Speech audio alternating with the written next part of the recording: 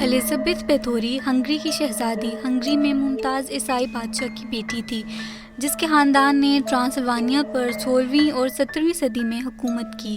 اس کے چچا Stephen بیتھوری Poland کے بادشاہ تھے۔ اس کی پرورش ہنگری کے ایکسیڈ کے خاندانی محل میں ہوئی۔ 1575 میں اس نے ہنگری کے ایک اور طاقتور خاندان کے رکن کاؤنٹ فیرنس نارسڈی سے شادی کی اور اس کے بعد اپنے دوسرے محل چلی گئی، جو کہ شوہر کے خاندان کی طرف سے شادی کا ایک تحفہ تھا۔ 1604 میں شوہر کی موت کے بعد بیتھوری کے ظلم کی افواہیں منظر عام پر آنے لگیں۔ 1609 میں اس دعوے نے توجہ مبذول کروائی کہ اس نے معزز خاندانوں کی خواتین کو قتل کیا تھا کہ بیتھوری نے اپنے نوکروں کی مدد سے 600 سے زیادہ لڑکیوں کو تشدد کا نشانہ بنایا اور قتل کر دیا۔